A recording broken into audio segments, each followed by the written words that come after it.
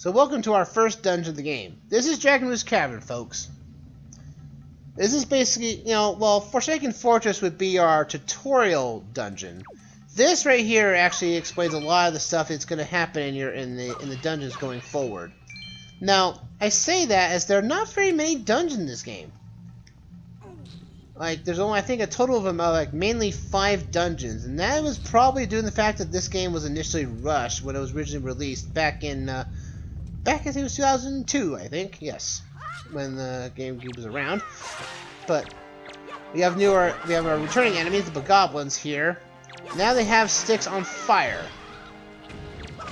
and they will use that. You can take burn damage, but the burn damage is very minimal. But we need that stick, though. Where did that stick go? Now, unlike Ocarina of Time and Majora's Mask, the Deku stick that would be held with flames here would burn out and basically lose your item. In this game, sticks don't burn away. The fire may go out, but the stick will be saved. So these sticks must be fossilized wood, I guess? But look, in our first chest we got our small key. Use it to open locked doors. You can only use it in this dungeon. These things over here, these are warp jars. In every dungeon there are 3 of them. A green one, a blue one, and a yellow one. Each one corresponds to a different progression point in the dungeon itself. The green ones are always at the beginning of the dungeon. The yellow ones are always the blue ones are at the midpoint of the dungeon. Well, basically the yellow ones are most likely near the boss door. So bear that in mind as you go through the dungeon. Every dungeon has this except for maybe the final dungeon of the game. But this is Dragon Roost. Yeah, it's not a forestry temple or a Deku tree, but it's a cavern of lava. This is a volcano after all. But some has come and speculated that this is Death Mountain we're going into. Well, because the Zora tribe was on a different mountain. Technically, that's now called by Breath of the Wild, Mount Laneru. But I would say this is technically Death Mountain because Death Mountain is a place as a highly active volcano. And Volu is actually sitting on top of said volcano, so it only makes sense, to really be honest. You need to grab this bomb right here, chuck it that way, take care of some keys. They're all going to be annoyances. They're just the basic bat enemy. They only do like a quarter heart of damage, so they're not going to do anything to you. They usually drop money as the result, which is nice. As you may saw from the beginning of the dungeon, there's these water jars. These water jars are going to be useful in certain places like this, where you need to chuck it and basically cause a cooling spot on the lava so you can actually walk a platform across it. Just make sure you can do auto jumping. If you don't auto jump, you'll just fall right off the cliff and basically fall into the lava, and that is no good. Not one bit. And now we got our dungeon map. Now we can see exactly where all the rooms are, but we can't see anything else on there, so the map is technically kind of pointless. Well, not useless in a sense, but it gets better if you get the got a little cold shiver there. Ooh. Surprisingly, I'm getting cold and I'm in the middle of a hot place.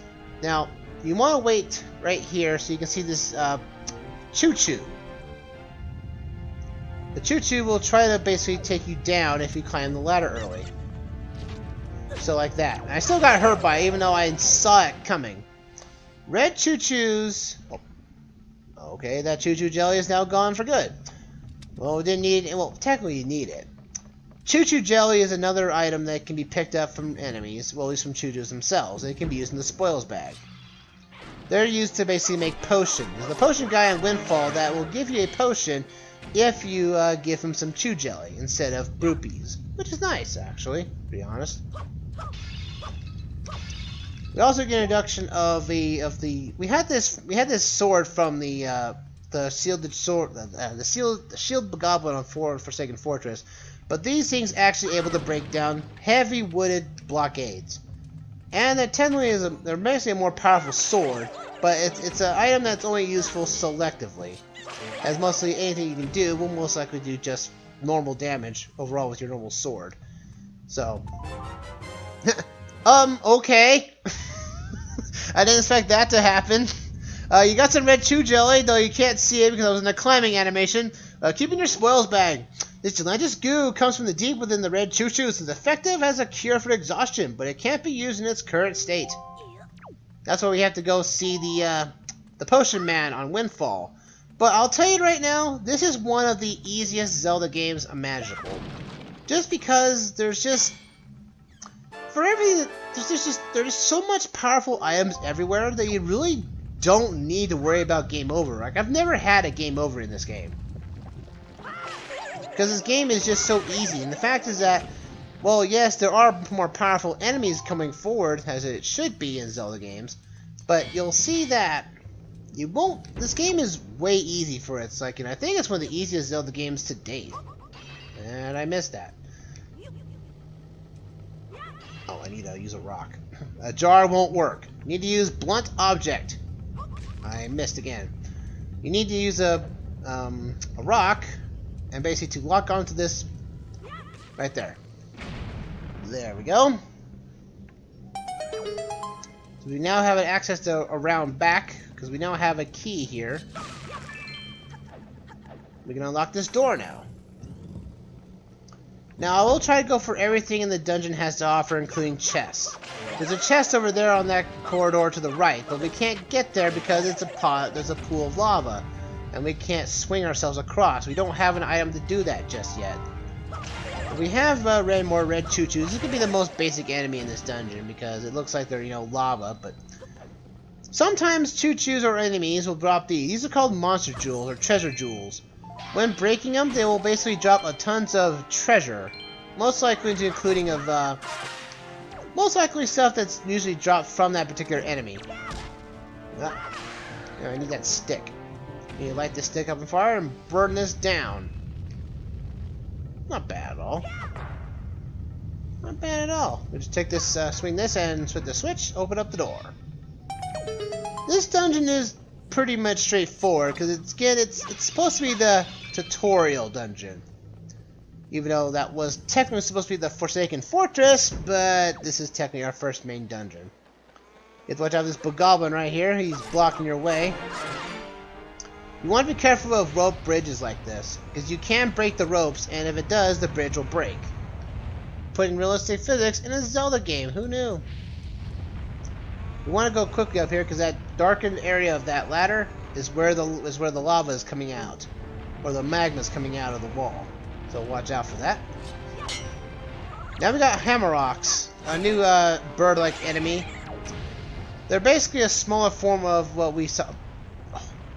Curses! It dropped a feather and it dropped it into the abyss. Yes, that's another enemy that can drop a particular item to pick up, called the golden feather. There is every of the items that you pick up from enemies are used in some fashion. Some of them are for side quests, while some are just, again, like the choo-choos, able to, you know, to get a potion. I want to drop down. I want to slide up here. Let's slide this way here. We need to blow up this rock. We don't have bombs, so we must find a bomb flower, somebody that we can use to break this rock up. Luckily, there's bomb flowers everywhere, and this is also the bomb flowers on this island. You know, still taking into account that this is technically Death Mountain. Come on. My initial last run of this happened to me too, where the bombs just decided to. Ow. Okay, good. Good thing my face walked into the wall. That was nice of it. So we come up this way here. Now this is supposed to be a particular puzzle, so you can, you know, make your own stairs. But all you have to do is just pull this and pull this right here. Booyah! Level, you know, thing is done. Now let's before we go anywhere, I'm gonna grab some spoils and get this here, some bait here.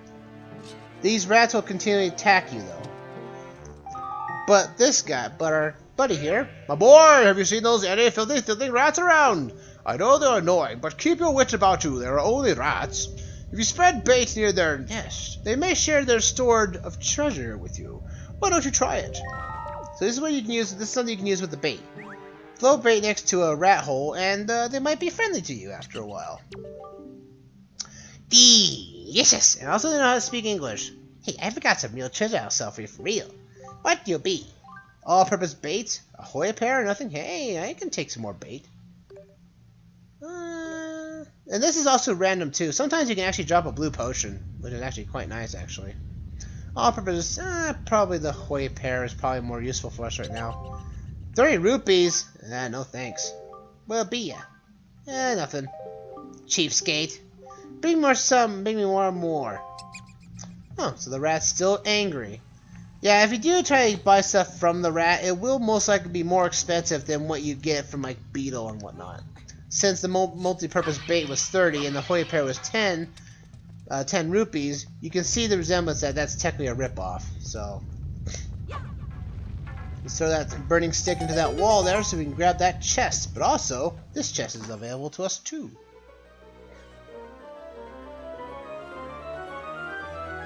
Bum, bum, bum, bum. You got the compass. Now you can see where things are hidden in the dungeon. View the map screen and see it for yourself. So now we can actually see on our map screen where all the chests are. And you most likely come in contact with all these chests, because this is technically a very linear dungeon. There's not really much of hidden doors or hidden rooms that you might miss. There may be like maybe one chest you might miss just because you just kind of overlook it, but keep looking at the map and you'll most likely find what you're looking for. Let's see if it's an item that won't use up items here. Oh, I'm out. I can't do anything. Alright, whatever. Let's keep going. And the jump on... Man, this would scare me. Jumping on stairs like that, with no bottom, that would scare me. Stab this bird, stab this hammerrock, and you get a key that's inside its nest. And now that bird's angry. You stole my key! Yeah, well, it's my key now, too. You were guarding this key, and you've lost it. Boom! No, not the treasure! Curses! I would like those treasures, but unfortunately we can't have that. Huzzah! Come on now. Go this way here. And get our stick. Light it up. Because there's a lot of keys in this place, and it's annoying. Well, not technically annoying. Come on down. Ow, you. Cursed keys. Come down here so I can hit you. Ow. That kind of hurt. Hey, you. Drop down so I can hit you. Hit you. Keys will also drop the treasure jewels as well, but it'll only be money in there, so it's actually quite useful. And we're going to need a lot of money if we're going to get a particular item later on. Early on, anyway. There's a jewel pendant there, but goblins actually drop those on as a random drop for them. So now normally it's going to be very rare to get those to drop naturally, but there is a way, an item that we can get, which is probably actually in this dungeon, will actually allow us to basically pickpocket enemies, so we can get guaranteed rare drops from them at any time, anywhere. You want to come over here because this is a very hidden jar here. Here's the middle jar. This basically tells you you're at the middle point of the dungeon. So if you need to warp back to the front of the dungeon, that's the way to do it. Use that right there. This must be some hardy, ropes and wood, because this isn't a hot area. It might likely, burn up in pieces. Oh, we got more goblins. Take it down. Now with our sword, we can take these guys down with ease. We ram ourselves into the wall here. Drops there, and has another goblin hiding in the jar. I don't know how he fits in that jar, but regardless. Oh yeah, he actually dropped his joy pendant. That's a shock. We need a stick, though. Where's some sticks? I need a pair of sticks. There's a stick for us. Come over here, over yonder. There's a little bit of a torches here. Light the torches up, and we get ourselves another chest. This chest right here. Drop it right there. We open this chest. Come on, my boy. Pick up the chest. This chest gives us a treasure chart. We can open up on the map screen and find treasure we need so boot. Treasure charts like this will most likely drop such as like heart pieces or basically like silver or golden rupees. which can be 100, 200 rupees per one, so bear that in mind. You break this jar here, another joy pendant shows up. But there is still another goblin inside a jar that we have not seen yet. Yeah, he's not in there. I'll break every jar to find him. Mock my woods. There's the guy. Again, how do they fit in the jar? Yeah, come on. You want to fight me? Booyah! And also dropped another joy pendant. Usually they're not very common drops. But hey, I got a lot more joy pendants. We're gonna need a lot of these, so I'm glad that we're actually getting, you know, better drops from this now than earlier.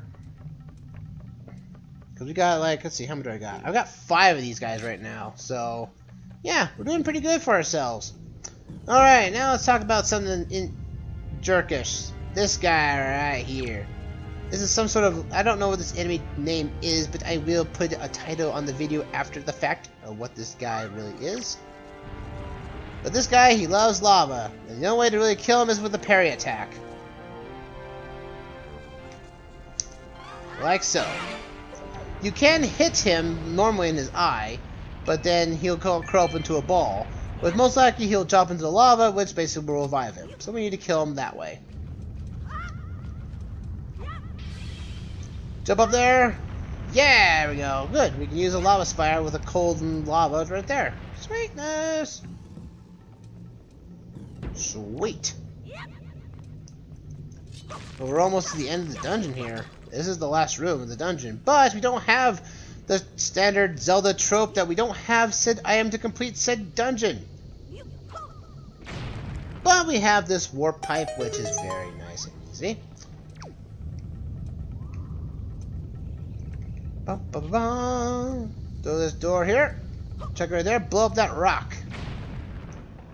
Let's go see what this place deals with. Huzzah!